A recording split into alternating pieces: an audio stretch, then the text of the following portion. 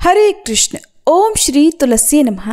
प्रिय श्रोताओं, आज सुनिए तुलसी माता की वो कथाएं जो आप तुलसी माता की पूजा करते समय कभी भी सुन सकते हैं। एक बार एक छोटी सी लड़की थी। जब वह थोड़ी बड़ी हुई तो उसे समझ आने लगी और तब से ही वह तुलसी माता की पूजा किया करने लगी। उसका हर दिन का नियम था कि तुलसी माता का पूजन करने के बाद ही वह भोजन ग्रहण करती। जब वह लड़की विवाह के लायक हुई तो एक दिन उसके माता पिता ने उसके लायक लड़का ढूंढकर उसका विवाह करवा दिया। लड़की को उसके माता पिता ने दहेज में एक तुलसी का गमला भी दिया, क्योंकि वे जानते थे कि उनकी बेटी को तुलसी पूजन कितना प्यारा है और वे बिना तुलसी के पूजन किए कुछ खाती भी नहीं। ससुराल में अब वह लड़की हर दिन सुबह उठते ही पूजा करती, तुलसी की पूजा करती, फिर उसके बाद ही खाना खाने बैठती थी। उसकी 2 जेठानियां भी थीं। वे दोनों उसको इस तरह पूजा करता देखती तो खूब मजाक उड़ाती कि बड़ी नियम धर्म वाली बनती है। उन दोनों को उस लड़की से बहुत ईर्ष्या भी होती थी, इसलिए अक्सर वे दोनों तुलसी जी का गमला छुपा दिया करती। वह लड़की बड़ी मुश्किल से ढूंढ ढांड कर वह गमला लाती, अच्छे से साफ करती और फिर पूजा करती और उसके बाद कुछ खाती थी। आए दिन उस लड़की की जेठानियां उसे सताने लगी और गमला छुपा दिया करती। किसी तरह से ढूंढ ढांड कर वह तुलसी का गमला लाती और पूजा करती। एक दिन तो उसकी जेठानियों ने क्या करा कि तुलसी का वह गमला ही दूर फेंक दिया। लड़की ने घर में आसपास उस गमले को खूब ढूंढा, लेकिन गमला वहां होता तब तो मिलता ना। वह गमला मिला ही नहीं। ढूंढ ढांड कर वह लड़की बहुत परेशान हो गई, इतना दुखी हो गई कि जब उसने तुलसी जी की पूजा ही नहीं की तो उसने खाना भी नहीं खाया, क्योंकि उसका रोज का नियम जो था। अब जब नियम टूटा तो वह बहुत उदास हो गई। उस लड़की की सच्ची भक्ति देखकर इधर तुलसी माता उस पर बहुत प्रसन्न हो गई और उसके कमरे में अचानक तुलसी माता का गमला प्रकट हो गया। अगले दिन सुबह जब वह लड़की सोकर उठी तो उसने क्या देखा कि उसकी चारपाई के चारों कोनों पर तुलसी माता का गमला आ गया है। अब तो ये देखकर लड़की बहुत खुश हो गई और सोचने लगी कि अब तो मेरी तुलसी माता को कोई चुरा नहीं सकेगा, कोई तुलसी का गमला छुपा नहीं सकेगा। पूजा करने के लिए भी मुझे अब कहीं और नहीं जाना पड़ेगा। अब तो मेरी तुलसी माता को कोई फेंक भी नहीं सकेगा। ये सोचकर बहुत खुश हो गई और जल्दी से उठकर उसने स्नान किया और तुलसी माता की पूजा कर ली। पूजा करने के बाद जब वह खाना खाने बैठी तो उसकी जेठानियां उसका मजाक उड़ाने लगी, कहने लगी, लो देवरानी का नियम धर्म पूरा हो गया। दरअसल उन्होंने ऐसा इसलिए कहा क्योंकि उन्होंने तो जानबूझकर तुलसी का गमला बहुत दूर फेंक दिया था और उन्हें ये लग रहा था कि देवरानी ने आज तुलसी की पूजा नहीं की और बिना पूजा किए ही खाना खाने बैठ गई। तब दोनों जेठानियां देवरानी को ताना देते हुए कहने लगी, हो गया तुम्हारा नियम धर्म पूरा, कर ली तुमने तुलसी की पूजा। तो देवरानी धीरे से बोलने लगी, हाँ मैंने पूजा कर ली। जेठानियां कहने लगी, अरे कहाँ से कर ली पूजा, गमला तो हमने फेंक दिया था। ऐसा कहकर जेठानियां हंसने लगी तो देवरानी कहने लगी, देख लो मेरे कमरे में खाट पर तुलसी जी लगी हुई है। अंदर जाकर जेठानियों ने देखा तो बहुत शर्मिंदा हुई और बोली, देवरानी तुम्हारी भक्ति में बहुत सच्चाई है, हमने तुम्हें बहुत परेशान किया, हमें क्षमा कर दो। तब भोली भाली देवरानी ने अपनी जेठानियों को क्षमा कर दिया और तब से देवरानी और जेठानी मिलकर तुलसी जी की पूजा करने लगी और उनके घर में सुख समृद्धि के भंडार भर गए और उनके सभी दुख दूर हो गए। हे तुलसी माता, जैसी निर्मल बुद्धि आपने जेठानियों की और जैसे उन सब के घर में सुख समृद्धि के भंडार भरे, वैसे ही इस कथा को कहने और सुनने वाले सभी भक्तों के घर में भरना। प्रेम से बोलिए तुलसी माता की जय। एक समय एक परिवार में ननद और भाभी साथ साथ रहा करती थी। ननद का विवाह अभी नहीं हुआ था। वह तुलसी जी के पौधे की बहुत सेवा करती थी, नियम से तुलसी को सींचती और दीपक जलाती थी। लेकिन उसकी भाभी को ये सारी बातें बिल्कुल भी पसंद नहीं थी। जब कभी उसकी भाभी को बहुत ज्यादा गुस्सा आता तब वह अपनी ननद को ताना देते हुए कहती कि जब तुम्हारा विवाह होगा तो मैं इस तुलसी को ही बारातियों को खाने को दूंगी और तुम्हारे दहेज में भी तुलसी ही दूंगी। तुम जब देखो तुलसी की ही सेवा करती रहती हो। कुछ समय बीत जाने पर ननद का विवाह तय हो गया। विवाह के दिन भाभी ने अपने कहे अनुसार बारातियों के सामने तुलसी का वह गमला फोड़ दिया जिसकी सेवा उसकी ननद किया करती थी, और तुलसी के पत्ते खाने के लिए कहा। तुलसी जी की कृपा से वह फूटा हुआ गमला कई सारे स्वादिष्ट पकवानों में बदल गया। भाभी ने गहनों के नाम पर तुलसी की मंजरी से बने हुए गहने अपनी ननद को पहना दिए। देखते ही देखते तुलसी जी की मंजरी से बने वो गहने भी सुंदर सोने जवाहरात में बदल गए।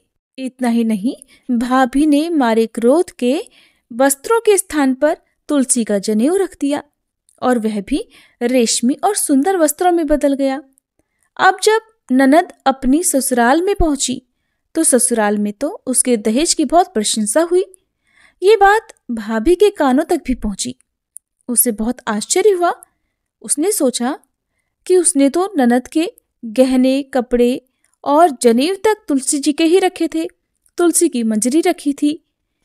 ये सब जानकर भाभी को बहुत आश्चर्य हुआ। अब उसे तुलसी की पूजा का महत्व समझ में आ गया। उस भाभी की भी एक लड़की थी।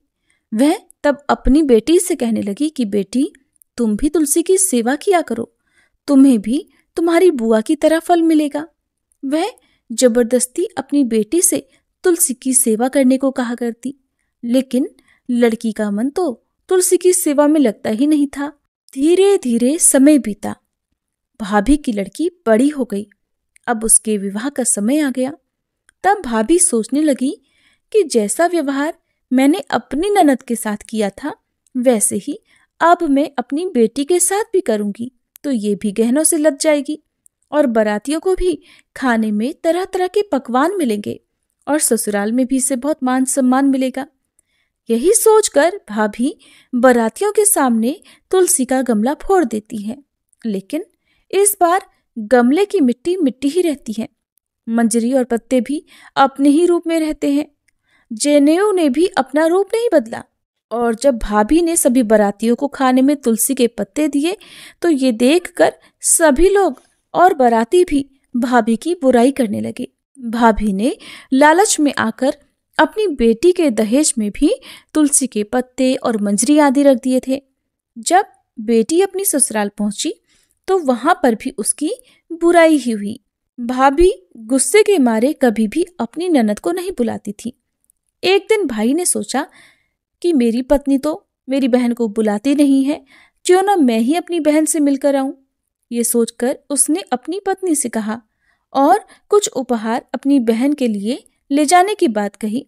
तो भाभी ने थैले में ज्वार भरकर कह दिया कि ये लो और कुछ नहीं है, तुम यही लेकर जाओ। तब भाई बहुत दुखी मन से अपनी बहन के पास चल दिया।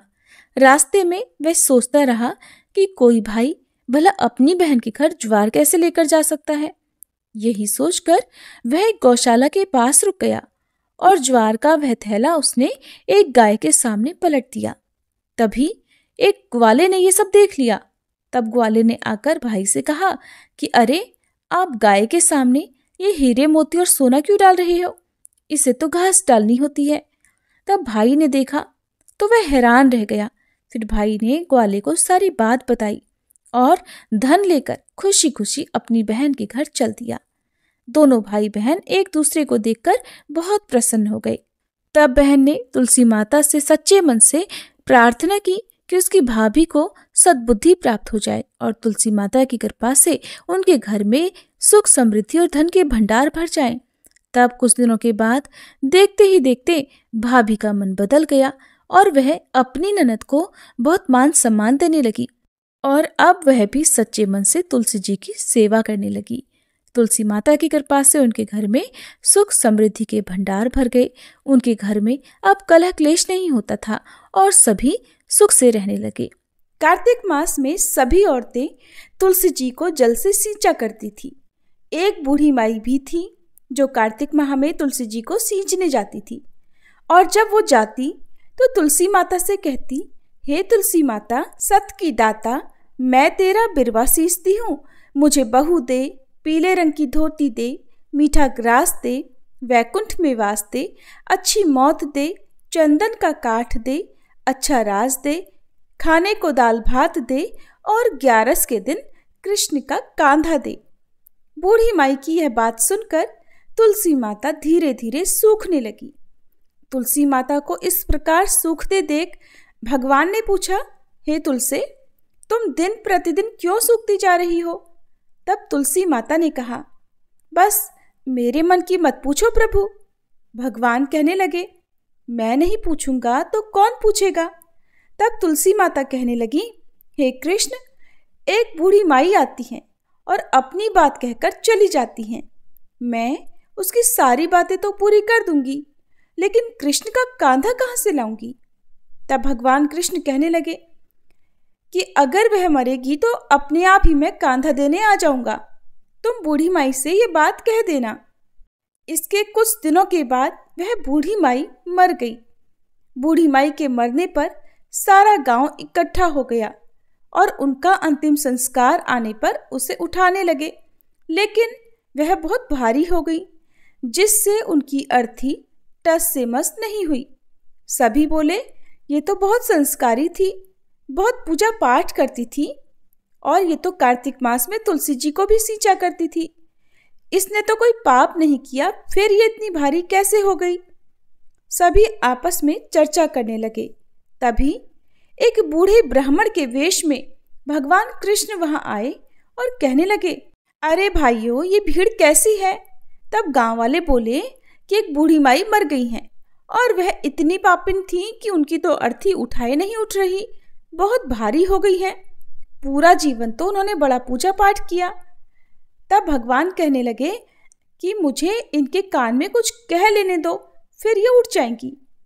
भगवान बूढ़ी माई के पास गए और उनके कान में कहा, माई, तू अपने मन की कर ले, पीतांबर की धोती ले, मीठा मीठा ग्रास ले, वैकुंठ में वास ले, चटक की चाल ले, चंदन का काठ ले, झालर की झंकार ले, दाल भात को जीवन ले और ले श्री कृष्ण का कांधा भी ले। भगवान की बातें सुनते ही बूढ़ी माई तो तुरंत हल्की हो गई और तब भगवान स्वयं उन्हें अपने कंधे पर लेकर गए और इस प्रकार बूढ़ी माई को मुक्ति मिल गई और वह वैकुंठ लोक को चली गई।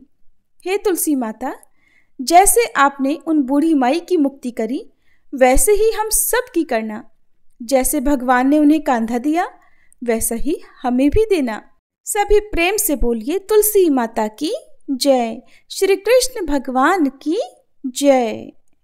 अब सुनिए तुलसी माता के पूर्व जन्म की कथा।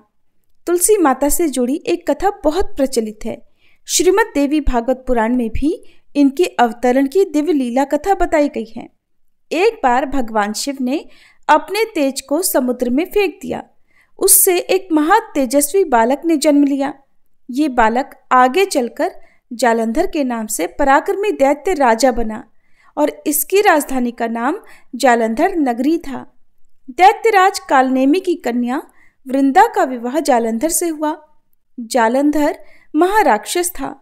अपनी सत्ता के मद में चूर उसने माँ लक्ष्मी जी को पाने की कामना से युद्ध किया, परंतु समुद्र से ही उत्पन्न होने के कारण माता लक्ष्मी ने उसे अपने भाई के रूप में स्वीकार किया।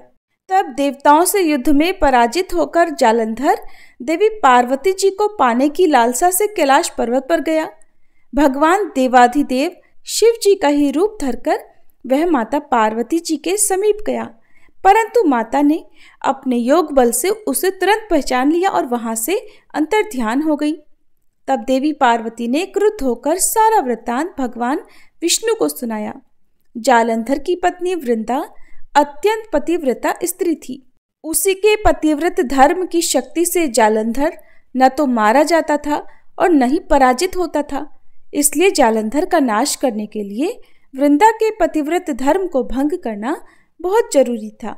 इसी कारण भगवान विष्णु ऋषि का वेश धारण कर वन में जा पहुंचे, जहां वृंदा अकेली भ्रमण कर रही थी।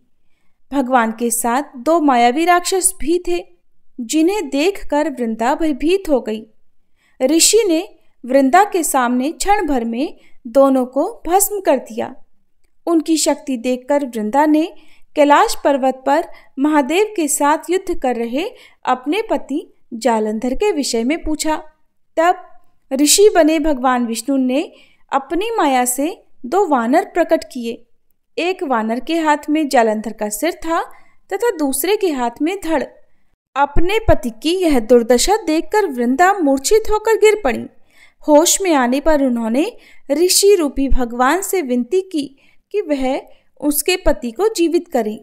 तब भगवान ने अपनी माया से पुनः जालंधर का सिर धड़ से जोड़ दिया, परंतु स्वयं भी वह उसी शरीर में प्रवेश कर गए।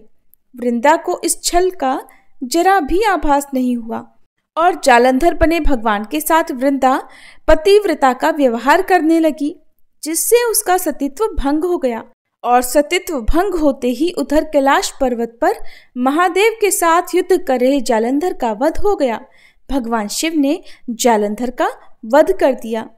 और इस सारी लीला का जब वृंदा को पता चला तो उसने क्रुद्ध होकर भगवान विष्णु को शिला होने का श्राप दे डाला और स्वयं सती हो गई। जहां वृंदा भस्म हुई वहां राख पर तुलसी का पौधा उग गया। तब भगवान विष्णु ने वृंदा से कहा, हे वृंदा, तुम अपने सतीत्व के कारण मुझे लक्ष्मी से भी अधिक प्रिय हो गई हो। अब तुम तुलसी के रूप में सदा मेरे साथ रहोगी। जो मनुष्य मेरे शालिग्राम रूप के साथ तुलसी जी का विवाह करेगा उसे इस लोक और परलोक में विपुल यश प्राप्त होगा। जिस घर में तुलसी होती है वहां यम के दूत भी असमय नहीं जा सकते। गंगा और नर्मदा जी के जल में स्नान तथा तुलसी जी का पूजन बराबर माना जाता है। चाहे मनुष्य कितना भी पापी क्यों न हो, मृत्यु के समय जिसके प्राण मंजरी रहित तुलसी और गंगा जल मुख में रखकर निकल जाते हैं, वह पापों से मुक्त होकर वैकुंठ धाम को प्राप्त होता है। जो मनुष्य तुलसी और आंवला की छाया में अपने पितरों का श्राद्ध करता है, उसके पितर भी मोक्ष को प्राप्त हो जाते हैं और अधोगति से मुक्ति हो जाती है। सभी प्रेम से बोलिए, पतित पावनी तुलसी मैया की जय। एक बार किसी गांव में किसान रहता था। वह हर दिन मंदिर जाता और तुलसी माता की पूजा किया करता था। वह तुलसी माता से रोज प्रार्थना करता कि हे तुलसी माता, मेरे आनंद करना। तुलसी माता ने एक दिन सोचा कि ये किसान बहुत सीधा साधा है, एक तो गरीब है, फिर भी हर दिन समय निकालकर मेरी पूजा किया करता है। मैं इसके लिए कुछ न कुछ करना चाहती हूँ। ये सोचकर तुलसी माता ने एक छोटी कन्या का रूप धरा और किसान के रास्ते पर जाकर बैठ गई और फिर उस किसान से कहने लगी कि मैं भी तुम्हारे घर चलना चाहती हूँ, मेरा कोई नहीं है। किसान ने सोचा, घर पर तो मेरी 6 बेटियां पहले से ही हैं, अब 7 लड़कियों का मैं पेट कैसे भरूंगा, कैसे उनका पालन पोषण करूंगा और कैसे इनका विवाह कराऊंगा। मेरे पास तो कुछ भी ऐसा नहीं है। ये सोचकर वह किसान बहुत परेशान हो गया। मारे दुख के उसको आजकल कुछ भी अच्छा नहीं लग रहा था, यहाँ तक कि उसको खाना खाने का भी मन नहीं कर रहा था। उसे इस तरह परेशान देखकर उसकी पत्नी बोली, क्या बात है, आजकल बहुत दुखी रहने लगे हो। तब वह किसान बोला, क्या बताऊं, मैं मंदिर जाता हूँ, वहां पर एक छोटी सी कन्या बैठी हुई है और वह रोज कहती है कि मैं भी तुम्हारे घर चलूंगी। अब तुम ही बताओ भला, घर पर तो हमारी 6 बेटियां पहले से ही हैं, अब 7वीं को लाकर मैं कैसे उसका पेट भरूंगा, कैसे गुजारा होगा। किसान की पत्नी बोली, अरे इसमें परेशान होने की इतनी क्या बात है, अगर वह आ रही है तो आने दो, जैसे हमारी ये 6 बेटियां रहती हैं वैसी वो भी रह लेगी। तब किसान बोला, अरे हम उसका विवाह कैसे कराएंगे, कैसे इतने बड़े परिवार का गुजारा होगा। किसान की पत्नी ने उसे समझाते हुए कहा, अरे ये तो कोई भी बात नहीं, कोई मुश्किल ही नहीं, जैसे हम अपनी 6 लड़कियों की शादी करवाएंगे वैसे ही 7वीं की भी करवा देंगे, अपनी 7 लड़कियों का विवाह साथ साथ करवा देंगे। अब किसान को अपनी पत्नी की बात सही लगी, उसका मन थोड़ा हल्का हुआ। अगले दिन जब वह मंदिर गया तो वह कन्या उसे फिर से मंदिर की सीढ़ियों पर बैठी दिखाई दी और फिर से उसने अपनी बात दोहराई कि मैं आपके घर चलूं क्या। अब की बार किसान ने ना तो उससे मना किया, ना ही कोई बहाना बनाया, बल्कि उसका हाथ पकड़कर कहा, हाँ चल बेटी, घर चलो। ऐसा कहकर वह किसान उस छोटी सी कन्या का हाथ पकड़कर अपने घर पर लिवा कर ले आया। अब जब वह घर ले आया तो तुलसी माता, जो कन्या के रूप में उस किसान के घर पर आई थी, उनका तो पैर किसान के घर पर पड़ते ही किसान के तो मानो आनंद ही आनंद छा गया। उसके घर में खुशियां ही खुशियां भर गई और उसकी सारी गरीबी भी दूर हो गई। अब किसान के घर में किसी बात का कोई अभाव नहीं था। धीरे धीरे समय बीता और किसान की वो सभी कन्याएं अब विवाह के लायक हो गई। जब वह किसान अपनी बेटियों की शादी के लिए वर ढूंढने के लिए जाने लगा तो सबसे छोटी कन्या ने कहा कि पिताजी, मेरे लिए तो शालिग्राम जी के मंदिर में जाकर शालिग्राम जी को ही लेकर आना और उनसे कहना कि वो बारात लेकर आए मुझसे विवाह करने के लिए। और पिताजी, मेरी बाकी 6 बहनों के लिए आप अपनी इच्छा से वर ढूंढ लेना।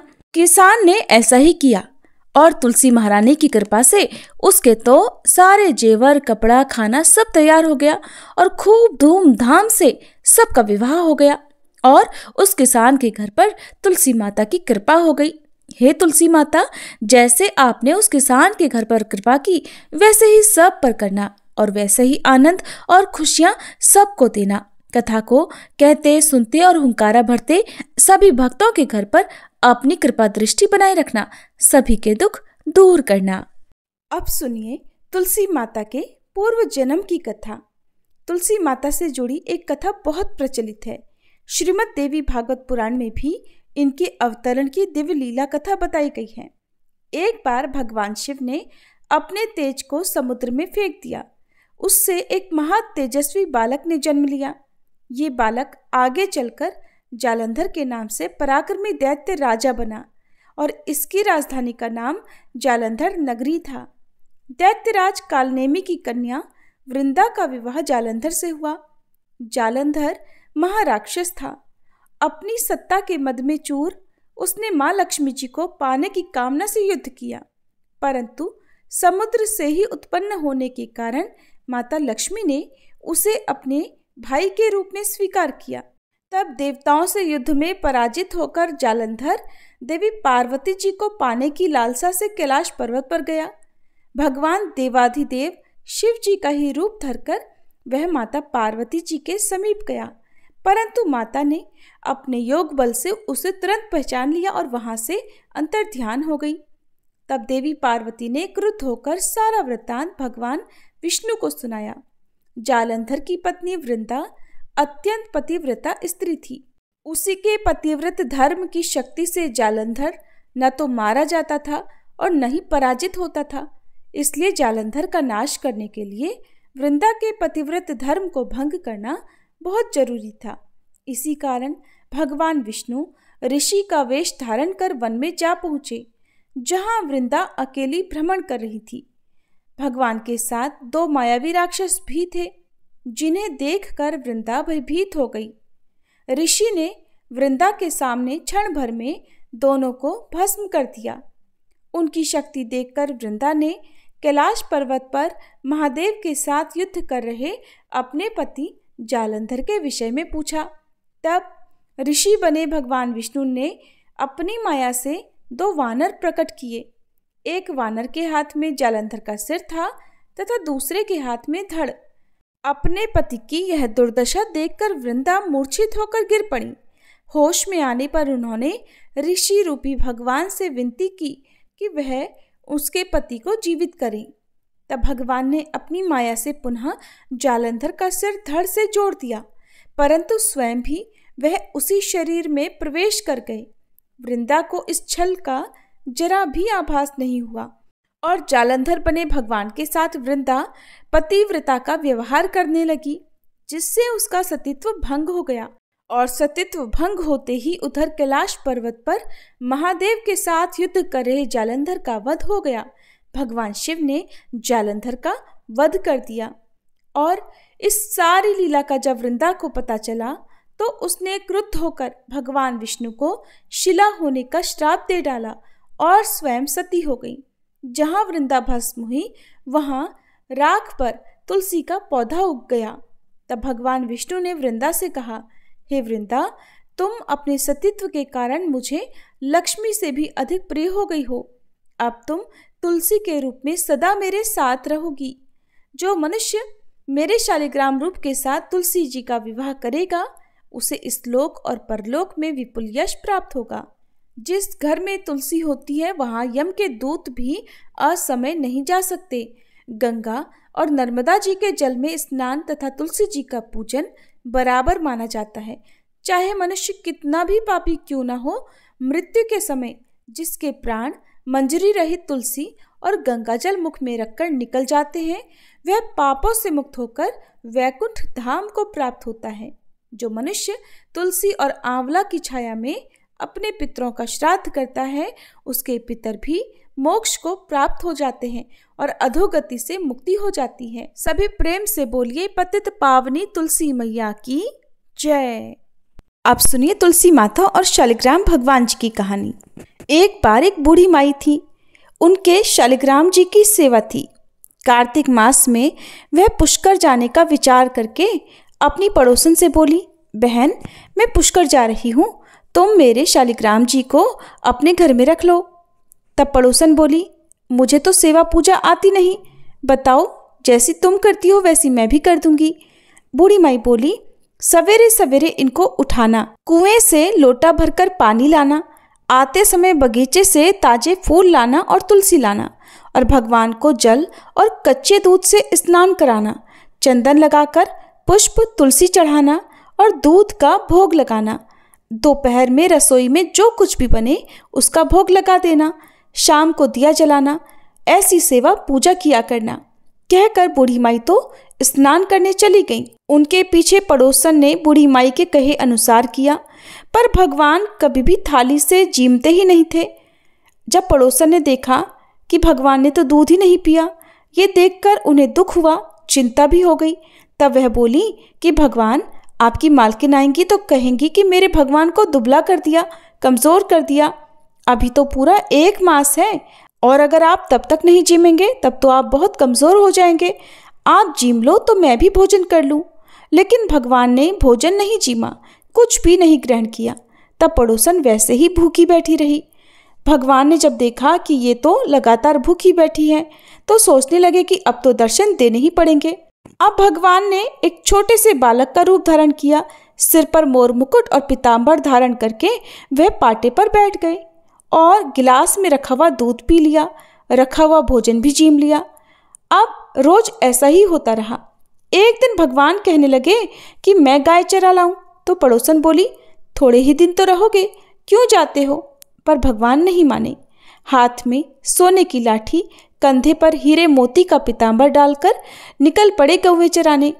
1 महीना बीता, बूढ़ी माई घर वापस आई।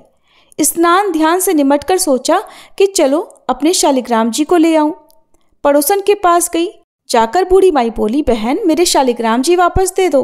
तब पड़ोसन बोली, बूढ़ी माई शालिग्राम जी तो शाम को आएंगे, तब ले जाना। बूढ़ी माई शालिग्राम जी को पाने के लिए जिद करने लगी। वो सोचने लगी कि शायद पड़ोसन का मन ही नहीं है उन्हें वापस देने का, और दोनों में झगड़ा होने लगा। झगड़ा सुनकर लोग इकट्ठे हो गए। तब पड़ोसन बोली, बूढ़ी माई को समझाओ, 1 महीना जैसे तैसे निकाला, अब शाम तक और सब्र कर ले। बूढ़ी माई तो धरना देकर बैठ गई। उधर शाम होने पर भगवान गौवें चराकर उनको उनकी जगह छोड़कर वापस से मंदिर में विराजित हो गए। पड़ोसन बूढ़ी माई से बोली, ले जाओ तुम्हारे भगवान। और फिर भगवान से बोली, हे भगवान, बूढ़ी माई को भी अपना रूप दिखा दो, नहीं तो ये तो मेरे प्रति अविश्वास करती रहेंगी। तब भगवान ने एक छोटे से बालक का रूप धारण किया। मोर मुकुट पीताम्बर धारण करके हाथ में सोने की लाठी लेकर बूढ़ी माई को भी दर्शन दिए, और दर्शन पाकर तो बूढ़ी माई निहाल हो गई। हे शालिग्राम भगवान, जैसे आपने अपनी उन दोनों भक्तों को दर्शन दिए वैसे ही हम सबको देना। कहानी को कहते, सुनते और हुंकार भरते सबका उद्धार करना।